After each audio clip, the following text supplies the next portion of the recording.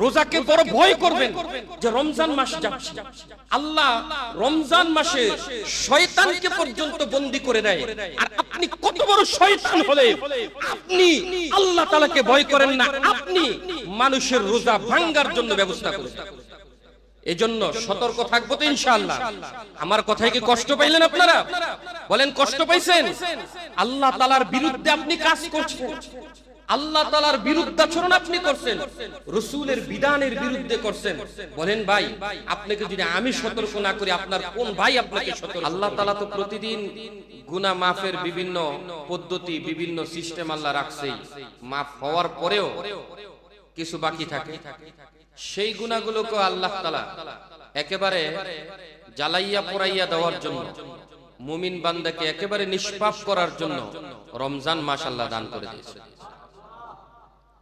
যে রমজানের পরে মুমিন যদি পরিপূর্ণভাবে রমজানের হক আদায় করে, রমজানের আমলগুলো পুঙ্খানুপুঙ্খানুভাবে আদায় করে, হাদিসে স্পষ্ট কথা, আল্লাহর রাসূল সাল্লাল্লাহু আলাইহি ওয়াসাল্লাম বলেছেন প্রতি রমজানের ইফতারের সময় তো মাফ করা হয়, তথাপি রোজার পরে সে ঈদগাহ থেকে নিষ্পাপ মাসুম বাচ্চা হয়ে বাড়ির দিকে ফিরতে থাকে। এজন্য রমজান মাসের নাম রমজান রাখা হয়েছে এই জন্য, রমজান শব্দের অর্থ হলো জ্বালাইয়া পোড়াইয়া দেওয়া। রমজান শব্দের অর্থ কি? জ্বালাইয়া পোড়াইয়া দেওয়া। কারণ এই মাসের মধ্যে মুমিনের যত গুনাহ আছে সব রোজা রাখার কারণে, তাকওয়া অবলম্বন করার কারণে, আল্লাহ তাআলার ভীতি অর্জনের কারণে, সালাতের কারণে, কোরআন তেলাওয়াতের কারণে গুনাহগুলোকে জ্বালাইয়া পোড়াইয়া দেন কে? আল্লাহ তাআলা জ্বালাইয়া পোড়াইয়া দেন। এই জন্য মুমিন বান্দাকে আল্লাহ রমজান মাস দিয়েছে। রমজান মাস, এই মাসের প্রস্তুতি সম্পর্কে গত সপ্তাহে আলোচনা করেছি। রমজান একমাত্র ইসলামের একটা রোকন। রমজান ইসলামের কি? 5টা রোকনের মধ্যে একটা অন্যতম রোকন হলো রমাদান। এই রমাদান বা সওম, রোজা, এটা এমন এক বিধান আল্লাহর পক্ষ থেকে, এটার ফতোয়ার জন্য কোন মুফতি সাহেবের কাছে যাওয়ার প্রয়োজন নাই, কোরআন একাই যথেষ্ট। সুবহানাল্লাহ। একেবারে রমাদানের পুঙ্খানু মাসালাগুলো আল্লাহ কোরআনে আলোচনা করেছে। অর্থাৎ রোজা কখন থেকে কখন রাখবেন এই সময়টা পর্যন্ত আল্লাহ বলে দিয়েছেন। কিন্তু আমাদের দৈনন্দিন সময়ের সাথে, জীবনের সাথে সম্পৃক্ত একটা ইবাদত হচ্ছে সালাত। কোন সালাত কোন ওয়াক্তে পড়বেন? ফজর। এটার ওয়াক্তটা কিন্তু কোরআনে বর্ণিত নাই, এটা হাদিসে বর্ণিত। যোহরের ওয়াক্ত, যোহরের নামাজের কথা আছে, কিন্তু যোহরের ওয়াক্ত কখন হবে, কয়টা থেকে কয়টা, কিভাবে বুঝবো এখন যোহরের নামাজের সময়? এটা কোরআনে নাই, এটা হাদিসে আছে। আসরের সময় কখন, এটা কিভাবে বুঝবেন? কোরআনে নাই, হাদিসে আছে। বুঝতে পারছেন? কিন্তু রোজা এমন এক মাস, এমন এক ইবাদত যে এটার সময় কখন থেকে কখন এটাও নির্ধারণ করে দিয়েছেন কে? আরো জোরে বলেন কে? তাহলে বুঝাই যায় রোজাটা কত গুরুত্বপূর্ণ একটা ইবাদত। আপনি বাড়িতে থাকলে রোজা কিভাবে রাখবেন এটাও আল্লাহ কোরআনে বলে দিয়েছে। আবার বাড়ি থেকে বাইরে গেলে, যেমন আমার যে সকল ভাইরা গাইবান্ধা, রংপুরের আছে, মনে করেন রোজা রাখা অবস্থায় আপনি বাড়ির দিকে রওনা দিলেন। আপনি রওনা দিলে সেই সময় যদি আপনার রোজার কষ্ট হয়, মাসালা কি?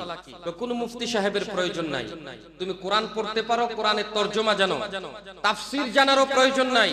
কোরআন খোলো, পড়ো, কোরআনে আল্লাহ স্পষ্ট বর্ণনা করে দিয়েছেন। সুবহানাল্লাহ বলেন। সফর অবস্থায় রোজাটা কিভাবে রাখবে? তারপরে আপনি অসুস্থ হয়ে গেলেন, অসুস্থ হলে রোজা কিভাবে রাখবেন এটাও আল্লাহ কোরআনে বলেছেন। এটাও কোনো ফতুয়ার, আলাদা ফতুয়া বিভাগের কোনো প্রয়োজন নাই। এটা হাদিসে তো বর্ণিত হয়েছে, আলাদাভাবে বিস্তারিত হয়েছে, কিন্তু আল্লাহ তাআলা কোরআনে পুঙ্খানুভাবে বলে দিয়েছেন।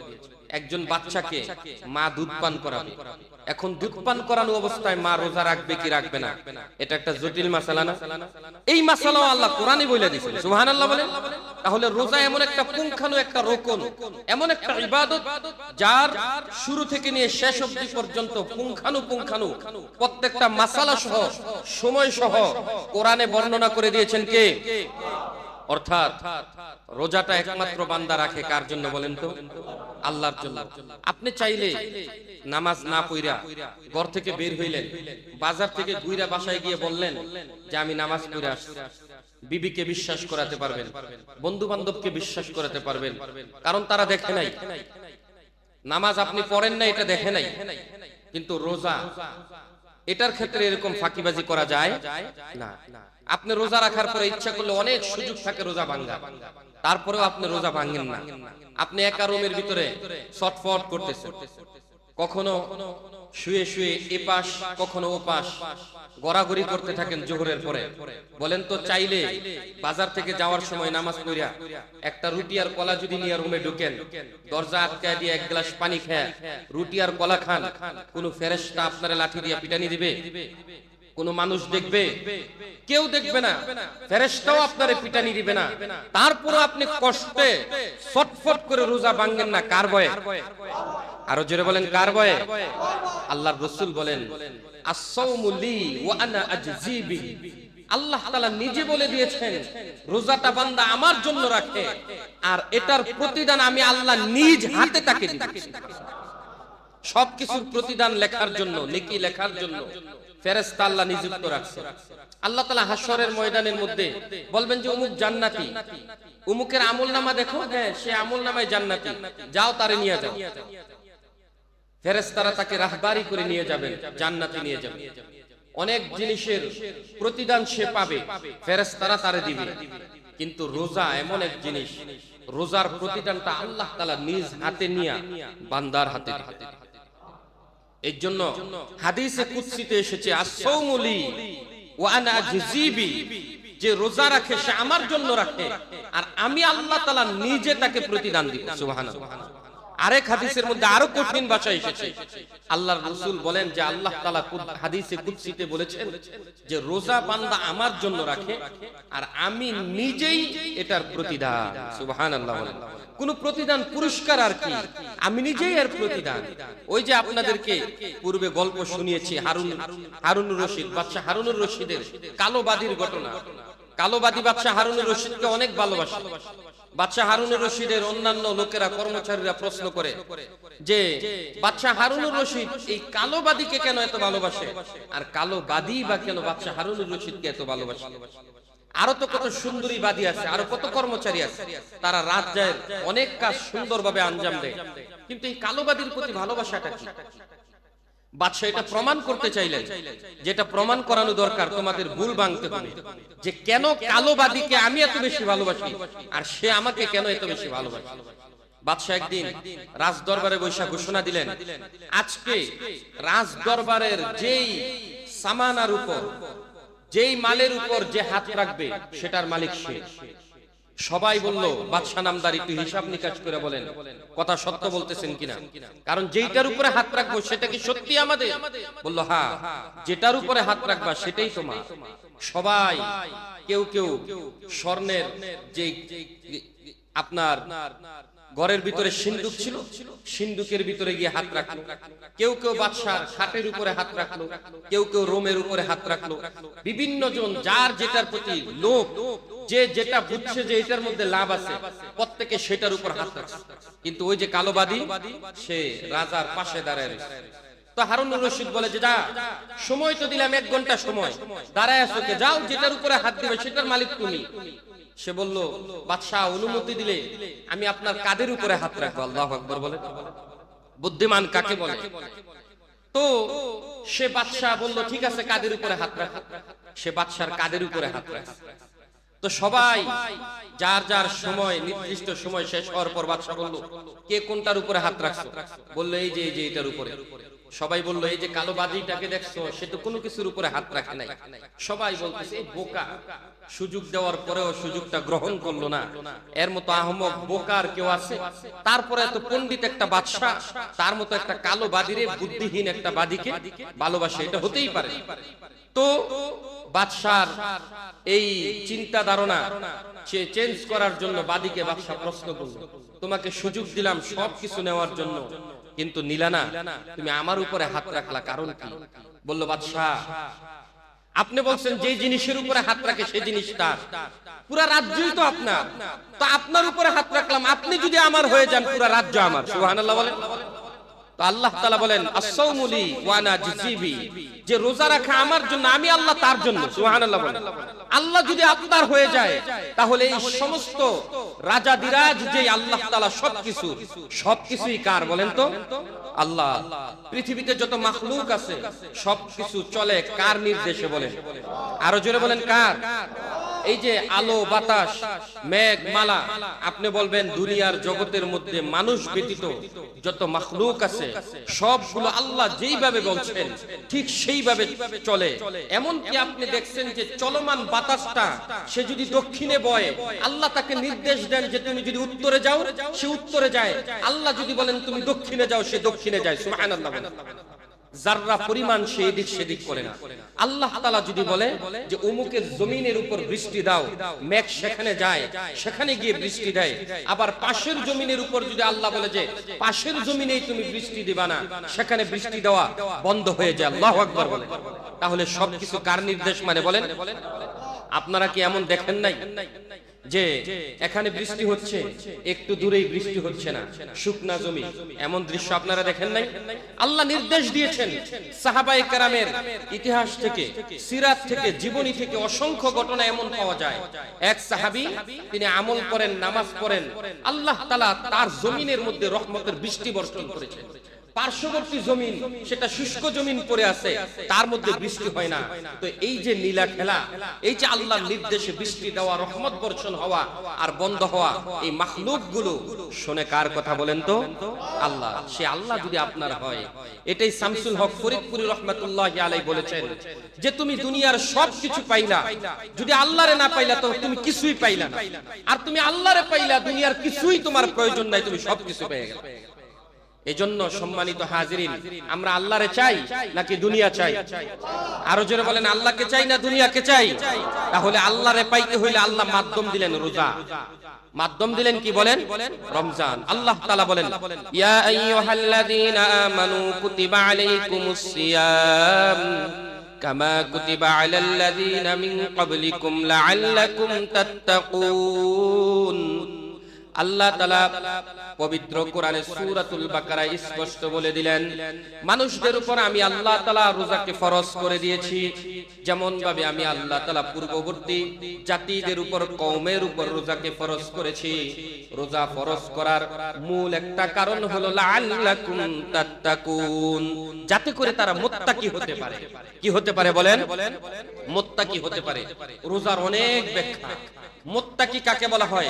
আত-তাকওয়া তাফসীরের কিতাবের মধ্যে এসেছে, হুদাল লিল মুত্তাকিনের তাফসীরে এসেছে, তাফসীরে ইবনে কাসিরে এসেছে, তাফসীরে জালালাইনে এসেছে, তাফসীরে বাইজাবির মধ্যে এসেছে যে তাকওয়া কাকে বলা হয়। আত-তাকওয়া হুয়াল ইমতিসাল বিআওয়ামিরিল্লাহি আযজা ওয়া জাল্লা ওয়াল ইজতিনাবু আন নাওয়াহিহি। যে তাকওয়া হলো ওই জিনিস যে আল্লাহ যা বলছে পুঙ্খানুপুঙ্খানুভাবে ওইটা আদায় করে, আর আল্লাহ যা নিষেধ করেছেন একেবারে সম্পূর্ণভাবে ওইটাকে ছেড়ে দেওয়ার নাম হইল তাকওয়া মুত্তাকি। বুঝতে পেরেছেন? তাহলে রোজা রাখলেই একমাত্র নিজের ভিতরে তাকওয়া তৈরি হয়, অর্থাৎ আল্লাহ যেটা বলছেন সেটা মানা সহজ হয়ে যায়, আর আল্লাহ যেটা নিষেধ করেছেন সেটাকে ছাড়া সহজ হয়ে যায়। এটা কিসের মাধ্যমে বলেন তো? রোজার মাধ্যমে। আর রোজাই আপনার গুনাহগুলোকে জ্বালাইয়া দেয়। এজন্য রোজার মধ্যে আলাদা অনেক ফায়দা রয়েছে। আল্লাহর রাসূল সাল্লাল্লাহু আলাইহি ওয়াসাল্লাম রোজার মধ্যে অসংখ্য ফায়দার কথা বলেছেন। এর মধ্যে রমজান মাসের রোজার একটা ফায়দা তো হলো এই, রোজা হলো একটা ডাল স্বরূপ। রোজা কি স্বরূপ বলেন? আসিয়ামু জুন্নাহ। রোজা হলো ডাল স্বরূপ। যে মুমিন বান্দাকে রোজা সামনে দিয়ে ডাল দিয়ে রাখে, ডাল চিনেন আপনারা? হরতাল হলে পুলিশের হাতে একটা গ্লাসের মতো থাকে, দেখছেন আপনারা? হ্যাঁ, যে যারা এই পিটায় পুলিশদের উপরে ককটেল মারে, তারপরে ইট পাটকেল ঢিলা মারে, সেগুলোকে আটকানোর জন্য গ্লাসের মতো একটা থাকে, সেটা দিয়ে আটকায়। কি বলেন? দেখেন না আপনারা? না দেখলে কিছুদিন পরে আবার ভালো করে দেখবেন, চক্ষু খোলা রেখেন, 12 তারিখে সন্ধ্যা থেকে শুরু হয়ে যাবে। কি বলেন? দেশে তো এমনই হয়, যদি না দেখেন একটু চোখ কান খুললে দেখতে পারবেন যে পুলিশদের হাতে লেখা থাকে কালো অক্ষরে পুলিশ, একটা গ্লাস থাকে, এটাকে ডাল বলে, এটাকে জুন্নাহ, ডাল শুরু।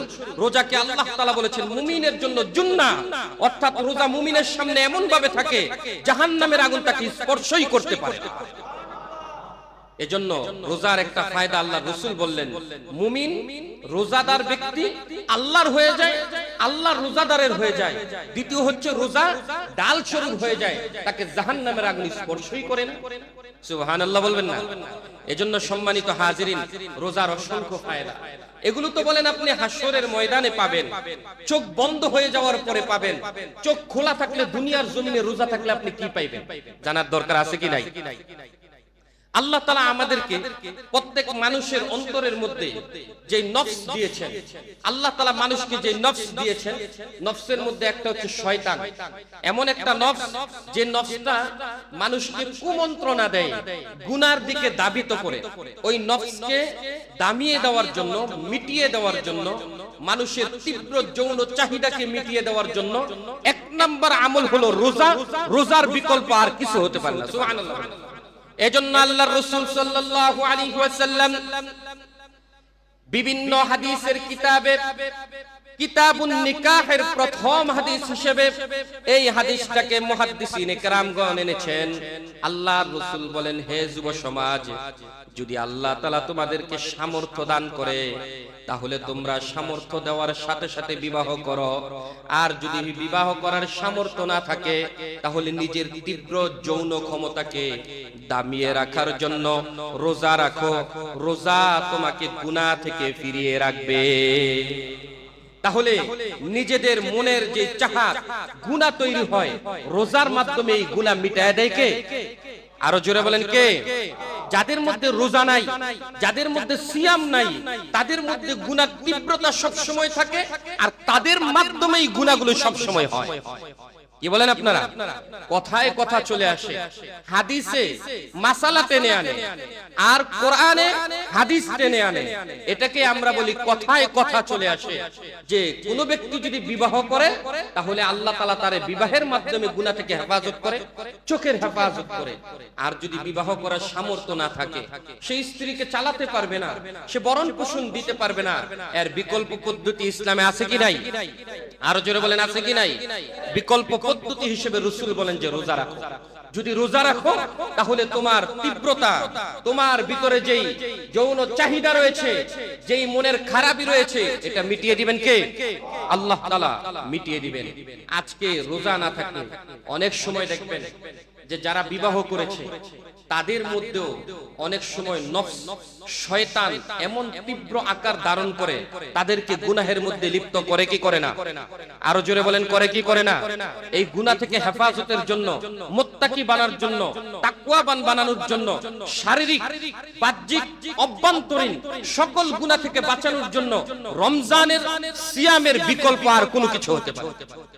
দেখবেন অনেক সময় মানুষ রোজা রাখে না, যাদের ধর্মগুলোতে রোজা বলতে কোনো কিছু নাই, সিয়াম বলতে তারা কোনো কিছু পালন করে না, দেখবেন তাদের ধর্মের মধ্যে বিবাহিত পুরুষগুলো বুড়া হয়ে গেছে, তারপরেও গুনাহের মধ্যে এমন ভাবে জর্জরিত।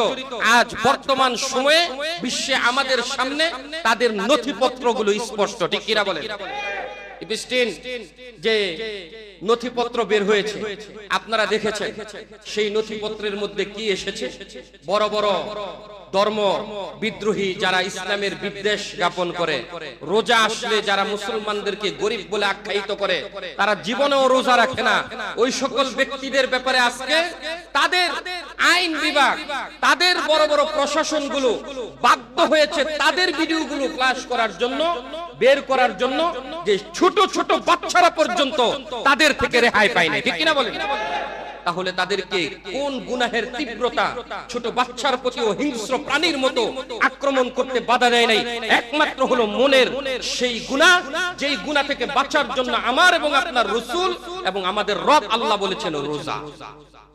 সেই গুনাহ থেকে বাঁচার জন্য কি ঔষধ কি বলেন? রোজা। রোজা মুমিনের এই গুনাহের তামান্নাকে দামাইয়া দেয়। সারা বছর যেন মুমিন গুনাহ থেকে বিরত থাকতে পারে, সেই জন্য রোজা নামক একটা মেডিসিন আল্লাহ তাআলা দিয়েছেন। কিছু কিছু মেডিসিন আছে বছরে একবার নিলেই চলে, কিছু কিছু মেডিসিন আছে বছরে একবার নিলেই চলে, বছরে একবার নিতে হয়, মাসে একবার নিতে হয়, যে এটা রোগের জন্য মারাত্মক কাজ করে, প্রতিদিন নিতে হয় না। রোজা এমন এক বিষয়, বছরে একবার এক মাস যদি আপনি ভালোভাবে নেন, বাকি 11 মাস গুনাহ থেকে হেফাজত করবেন কে? আরো জোরে বলেন কে? আর যারা রোজা মানবে না, রমজান মাসের মধ্যে নিজেরা রোজা রাখবে না, অন্যকে রোজা না রাখার প্রতি আগ্রহ তৈরি করবে, উৎসাহিত করবে, দেখবেন তাদেরকেও দেখবেন তারা এই সব গুনাহের মধ্যে জর্জরিত হয়ে যায়। তাদের মাধ্যমেই সমাজ নষ্ট হয়ে যায়, পরিবার নষ্ট হয়ে যায়, সন্তান নষ্ট হয়ে যায়। এই জন্য সামনে যে রমজান আসতেছে, এই রমজানের রোজা রাখবো তো ইনশাআল্লাহ? আরো জোরে বলেন, রাখবো তো আমরা ইনশাআল্লাহ? রমজানের 1 নাম্বার ফজিলত বললাম যে রমজান মানুষদেরকে মুত্তাকি বানায় দেয়। দুইটা হলো, 2 নাম্বার হচ্ছে গুনাহের জন্য সেটা ডাল স্বরূপ হয়ে যায়। 3 নাম্বার হচ্ছে গুনাহের তীব্রতা, মানুষের গুনাহের তীব্রতাকে কমাইয়া দেয়। এই জন্য গুনাহের তীব্রতাকে কমাতে হলে যে কোনো সময় রোজার বিকল্প আর কোনো কিছু হতে পারে না। বিশেষ করে আমরা যারা রোজা রাখি, অনেক সময় পার্শ্ববর্তী লোকদের কারণেও রোজার ক্ষতি হয়ে যায়। আবার অনেকে আছে রোজা রাখি না, কিন্তু রোজা রাখি না তো সেটা এক গুনাহ। রোজা না রেখে আরেকজনের রোজার ক্ষতি করা, এটা আরো বেশি গুনাহ। এটা আরো বেশি কি? যেমনটা আমাদের হোটেল ওয়ালাগুলো বেশি করে থাকে, যেমনটা আমাদের চা স্টল গুলো বেশি করে থাকে, যেমনটা আমাদের দৈনন্দিন যেই ওপেন খোলা থাকে, যেই এই আপনার হোটেলগুলো, খাবারের জায়গাগুলো, সেগুলো করে থাকে। তারা নিজেরা তো গুনাহ করে, এক রোজা রাখে না, নিজেও রাখে না, অনেক সময় দেখা যায় নিজেও রাখে না, আরেকজনের জন্য রোজা ভাঙতে পারে সেটার জন্য সুযোগ সুবিধা করে। এমন ভাবে রাখবেন একজন রোজা রাখলে ওয়ালা ব্যক্তি তো সে নিরাপদ পাবেই, যে রোজা রাখে নাই সে ঘুরতে ঘুরতে সন্ধ্যা হয়ে যাবে, কোনো খাবারের হোটেল খুঁজে পাবে না। এমনটা হতে হবে মুমিনের জন্য।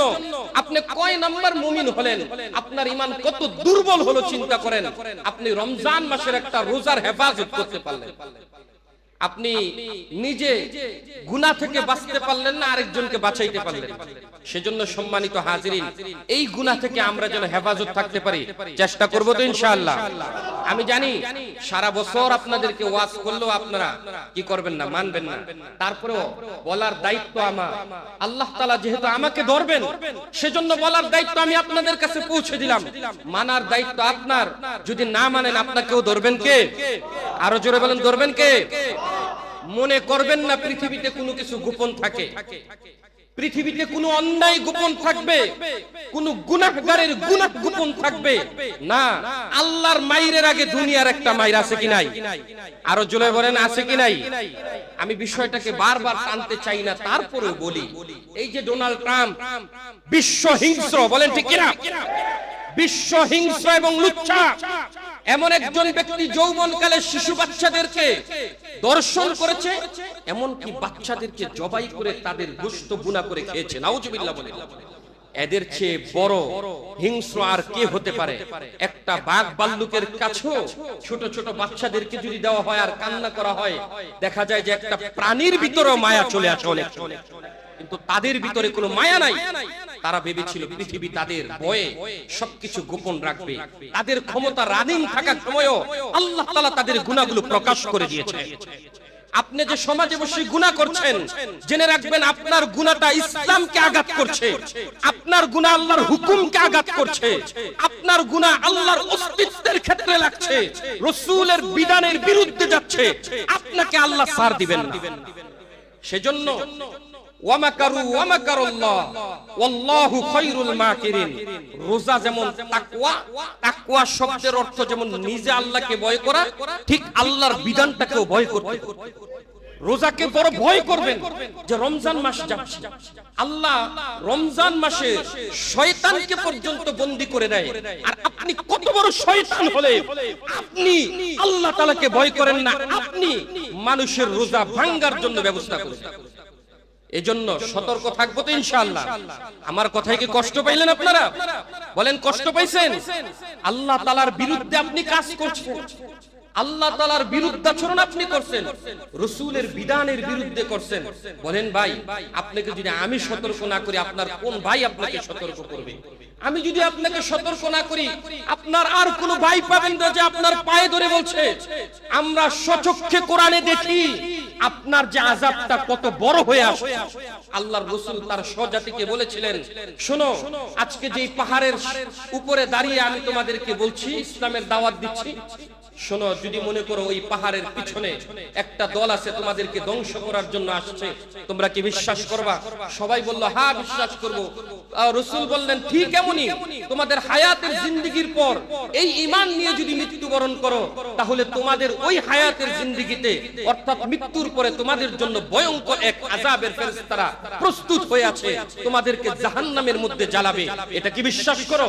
তখন সকলে বলেছিল, না আমরা বিশ্বাস করি না। আবু লাহাব বলেছিল, তাব্বাল্লাকা ইয়া মুহাম্মদ, হে মুহাম্মদ তুমি ধ্বংস হও, নাউযুবিল্লাহ। ঘটনা বিশাল। রাসূলকে যারা বিশ্বাস করে নাই ভাই, তারা ধ্বংস হয়েছে। আজও পর্যন্ত তাদের নাম মানুষ ঘৃণার সাথে নেয়। আমরা রাসূলের ওয়ারিস হিসেবে আপনারা দেখছি যারা রোজা রাখছেন না, যারা রমজানের হেফাজত করছেন না, তারা কিন্তু অবশ্যই মৃত্যুর পরে এমন আযাব দ্বারা গ্রেফতার হবেন যেই আযাব থেকে আপনি পার পাবেন না। এজন্য আপনাকে ভাই হিসেবে বলি, এই রমজানে আমরা গুনাহ করব, গুনাহের পরিবেশ রাখবো। সবাই বলেন আল্লাহ আল্লাহ রমজানের হেফাজত করার তৌফিক দান করেন, রোজাগুলো সুস্থ মতো রাখার তৌফিক দান করেন। বলেন আল্লাহ, রোজা রাখা অবস্থায় কারো খাবারের ব্যবস্থা করে দিব না, আমি কাউরে খাবার খাওয়াইয়া ব্যবসা করব না, তুমি আমার হালাল রুজির ব্যবস্থা করে দাও। আপনি আল্লাহর কাছে চান, আল্লাহ খুলে দিবে আপনার রাস্তা ইনশাআল্লাহ। আল্লাহ তাআলা আমল করার তৌফিক দান করুক, সকলে বলেন আমিন। সম্মানিত হাজিরিন, আমাদের অত্র মসজিদে রমজান উপলক্ষে অনেক অনুষ্ঠান হয়, আপনারা জানেন তো। রমজানে আমাদের এই রমজান উপলক্ষে আমরা চিন্তা ফিকির করেছি, এবার রমজানে প্রতি রমজানের ন্যায় এবারও আমরা ইনশাআল্লাহ আমাদের বয়স্কদের জন্য ফ্রি ক্লাস রাখি। দ্বিতীয়ত হচ্ছে, আমরা এই রমজানের মধ্যে প্রতি জোহরে হোক অথবা যে কোনো একটা সময় নির্দিষ্ট আপনাদেরকে বলে দেওয়া হবে, এই সময় কোরআনের একটা অংশ থেকে আপনাদেরকে তাফসীর শোনানো হবে। প্রতিদিন আসরের পরে একটা করে মাসালা শোনানো হবে। এজন্য আপনাদেরকে বলা হবে আগে থেকে প্রস্তুতি নিয়ে থাকবেন, এই দাওয়াত সবার কাছে পৌঁছে দেবেন ইনশাআল্লাহ। আরেকটা বিষয়, রমজানে আমরা নিজেরা তো ইফতার করি, প্রত্যেক রোজাদারকে ইফতার করানোর সওয়াব আছে কি নাই? আল্লাহর রাসূল সাল্লাল্লাহু আলাইহি ওয়াসাল্লাম বলেন, একজন ব্যক্তি যদি রোজা রাখে আর যদি তার ভাইকে রোজা রাখার জন্য উৎসাহিত করে এবং ইফতার করায়, সে পূর্ণ একটা রোজার সওয়াব পায়। সুবহানাল্লাহ বলেন। এত আস্তে সুবহানাল্লাহ। আপনি বুঝেন না একটা রোজার বার কত, আপনি বুঝেন নাই। আল্লাহর রাসূল সাল্লাল্লাহু আলাইহি ওয়াসাল্লাম বলেছেন, কারো জীবন থেকে যদি একটা রোজা ছুটে যায়, সে যদি সারা জীবন রমজান মাস ব্যতীত সারা জীবন রোজা রাখে, তাহলেও সে একটা ফরজ রোজার সমপরিমাণ হবে না। সাহাবায়ে কেরাম এই কথার ব্যাখ্যা করেছেন, এর মানে হলো এই, ফরজ রোজার এত মূল্য আল্লাহ তাআলার কাছে যে কোন ব্যক্তি সারা জীবন রোজা রাখলো কিন্তু ফরজ রোজা রাখলো না, তার সারা জীবন রোজার মূল্য এক পাল্লায় রাখলে আর ফরজ রোজার শুধু রোজা নামটাকে এক পাল্লায় রাখলে ওই পাল্লাটা ভারী হয়ে যায়। এটাকে ব্যাখ্যাকারগণ ব্যাখ্যা করেছেন এইভাবে। এজন্য রোজার ভার অনেক বেশি। আপনি যদি রমজান মাসে নিজে ইফতার করেন, আরেকজন ভাইকে ইফতার করান, তাহলে পূর্ণ একটা ফরজ রোজার সওয়াব দিবেন কে? আরো জোরে বলেন কে? এজন্য আমরা চাইতো এরকম সওয়াব নিতে, চাইতো। এই রোজাগুলো রাখে সবচেয়ে বেশি যারা নামাজ পড়ে, যারা তাকওয়াবান, এরাই তো নাকি অন্য ব্যক্তিরা? বলেন। এজন্য আমাদের মসজিদে যাতে রমজানে রোজাদাররা ইফতার করতে পারে, সে একটা ব্যবস্থা আমরা প্রতি বছর জারি রাখি। এই বছরও আমাদের মসজিদের মধ্যে ইনশাআল্লাহ চালু থাকবে। আপনাদেরকে একটু কষ্ট দিব যে রমজানের ইফতারের জন্য আপনারা যাতে, শবে বরাতেও আপনারা ওয়াদা করেছেন মসজিদের কাজের জন্য, রমজানের ইফতারের জন্য যদি কোনো ভাই বলেন যে আগে থেকে হুজুর সামনে তো রমজান আসতেছে, আগামী শুক্রবার গুলো রমজানের বিভিন্ন মাসলা মাসাইল বলতে হবে, এজন্য সময় নাই আপনাদেরকে ডিস্টার্ব করার, এই শুক্রবার একটু ডিস্টার্ব করব, যে একটু জটপট বলে ফেলবেন যে আমাদের রমজানে প্রতিদিন 3000 টাকা পার ডে আমাদের খরচ হবে, 30 দিনের জন্য প্রায় 90,000 টাকা খরচ হবে আমাদের।